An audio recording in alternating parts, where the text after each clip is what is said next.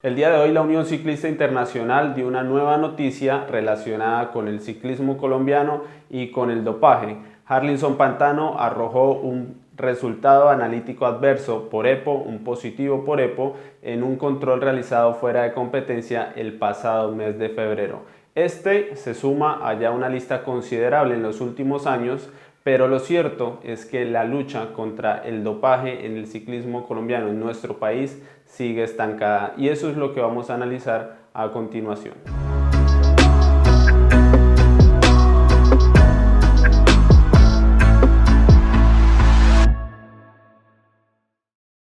Antes de ir con el video como tal, debo hacer unas salvedades. La primera es que este análisis se va a centrar justamente en el problema del dopaje en el ciclismo en Colombia, pero el problema del dopaje no solo pertenece al ciclismo mundial, como ustedes ya lo habrán notado, sino también en general al deporte del más alto nivel. Así que esto no quiere decir que el problema únicamente ocurra acá, sino que nos compete y queremos enfocarlo en nuestro país. Lo segundo es que tanto en el caso de Pantano como en el de Wilmar Paredes, que son resultados adversos por EPO, bueno, pues todavía hace falta un proceso para llegar a encontrar que sean sancionados o que sean declarados inocentes, pero justamente por ser esta la sustancia más utilizada como un sistema de dopaje, como sustancias dopantes en el ciclismo en toda su historia, pues las probabilidades de que resulten inocentes son mucho más bajas que con algunas otras sustancias que suelen estar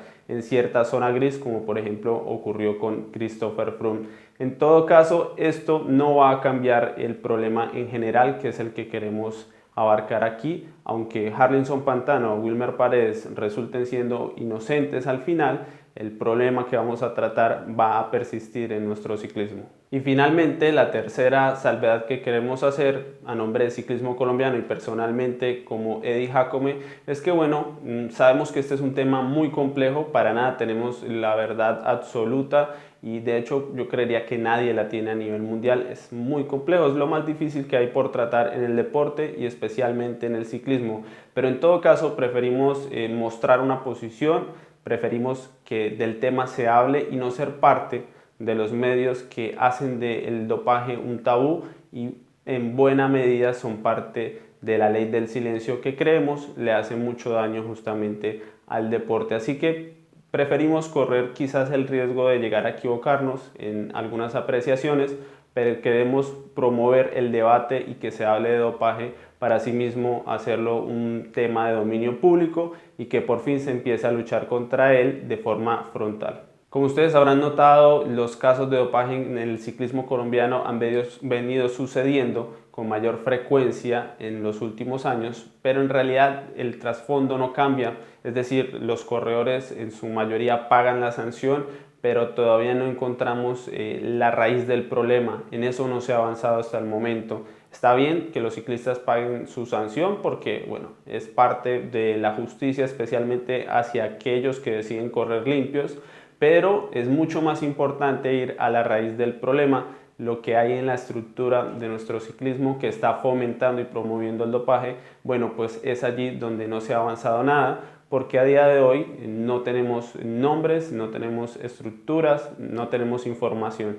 El primer problema que tenemos grave en nuestro país para luchar contra el dopaje, y a diferencia de la mayoría de los países importantes del ciclismo en Europa, es que no tenemos leyes que hagan de esta práctica no solo de doparse, sino de la distribución, de fomentar, de promover el dopaje, pues un delito y por ende que se tenga el riesgo de ir a la cárcel por hacerlo. Y también no le permite esto a las autoridades ajenas al deporte, es decir, a la policía, a la justicia, encargarse también de perseguir esto como un delito, justamente como lo hemos visto en Europa. Últimamente lo vimos en Austria, fue la policía la que se encargó de, bueno, descubrir una nueva trama, una nueva red de dopaje. Eso no existe en Colombia. En cuanto a esto, el nuevo director de Coldeportes, Ernesto Lucena, pues que se ha mostrado muy abierto a las opiniones de las personas, especialmente en Twitter, parece que ya está escuchando este clamor y están trabajando en un nuevo proyecto de ley a ver si por fin existe esta herramienta que es fundamental no solo para la justicia, sino incluso para nosotros, los periodistas que querramos llegar a tomar el riesgo justamente de investigar y denunciar a las personas que están detrás de todo esto. Luego tenemos el problema de la ley del silencio en nuestro mundillo, en el mundo del ciclismo colombiano como tal, comenzando con la Federación Colombiana de Ciclismo. No hay una postura realmente radical y fuerte de parte de la federación, al menos no en este último tiempo, en contra del dopaje. Si ustedes se fijan, en las redes sociales de la federación se informa muchísimo y con gran algarabía sobre todos los acontecimientos de los ciclistas colombianos, pero sobre estos casos no hay ningún tipo de información, ni siquiera la más básica. Eso muestra ya la postura ambigua sobre el problema del dopaje. Normalmente la filosofía aquí es cuidar la imagen del ciclismo y para ellos cuidarla es hablar lo menos posible. Solo hacen lo necesario, como es cumplir con algunas charlas de ciclismo y algún trabajo de este tipo, pero no hay una postura firme. Y de hecho, si ustedes habrán notado, únicamente nos enteramos de casos de dopaje a través de la UCI directamente. Los casos de dopaje que se dan en el ciclismo nacional, en carreras que no pertenecen a la UCI y controles que no hace la UCI directamente, bueno, estos casos no se dan a conocer a la opinión pública y la sanción y todo el proceso se da entre la federación, el equipo y el ciclista y nada más. Luego esta cultura de la ley del silencio, de la omertá en el ciclismo colombiano, se traslada hacia los ciclistas y a los equipos.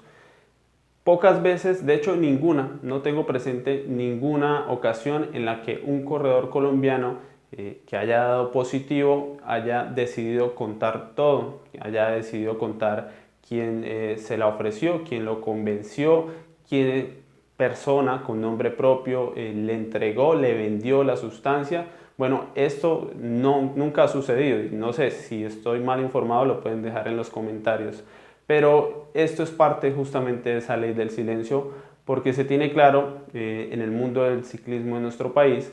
que al tomar este camino de declararse inocente o, no sé, decir que la compró por su cuenta en un pedido por internet, un pedido internacional, algo así que sea poco creíble, pues bueno, de esa forma se asegura que una vez cumplida la sanción pueda reintegrarse a alguno de los equipos y pueda continuar siendo ciclista. Y al final lo que tenemos es un sistema donde, claro, tenemos una lista importante de ciclistas pagando sanción, pero no tenemos un solo nombre, no tenemos información importante porque no sucede esto, al menos no sucede en Colombia.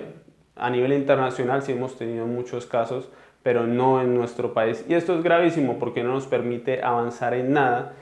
para ir justamente a la raíz, porque los ciclistas para nada son la raíz, insisto, deben pagar su sanción, especialmente pensando en los que deciden correr limpios, pero aquí no se está yendo al fondo del problema y esas personas llevan muchísimos años ganando muy buen dinero en el ciclismo, ocupando el cargo que sea y promoviendo el dopaje.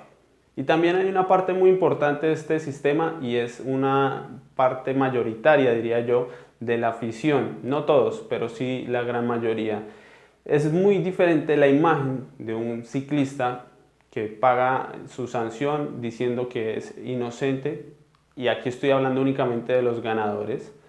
Bueno, estos corredores que pagan simplemente su sanción dicen que fue un error, que bueno, es una equivocación de, no sé, de los controles, que ellos son inocentes, pagan su sanción, regresan. Bueno, pues la afición los trata igual, no hay una sanción moral, no hay una sanción social. En cambio, para aquellos corredores que han decidido contar la verdad, sí que ha venido una sanción social y han sido apartados, no solo por los equipos y por el mundo del ciclismo, porque bueno, ya no reciben la oportunidad de seguir siendo ciclistas profesionales, sino que también la afición los hace a un lado. Así que hay una doble recompensa por no contar la verdad, no solo de parte de los equipos, sino también de la afición. Y esto se puede evidenciar en nombres puntuales, por ejemplo, como Oscar Sevilla o María Luisa Calle en nuestro país, corredores que han pagado su sanción diciendo bueno, que no tenían culpabilidad y se han mantenido indetmes se han mantenido altos en esa escala, no sé, de prestigio, si se quiere decir, no solo en el interior del pelotón como tal, han mantenido su prestigio, sino también en la afición. Y esto es parte del problema, porque claro, existen las segundas oportunidades, pero si esa segunda oportunidad no viene de la mano de una confesión y de una ayuda al problema, y si por el contrario se mantienen en su estatus más allá de cumplir con las sanciones, pues claramente no vamos a avanzar en la lucha contra el dopaje, porque no va a existir una recompensa, por un lado, para quienes desean correr limpios, sino también para quienes estén pensando en ayudar y contribuir con la verdad.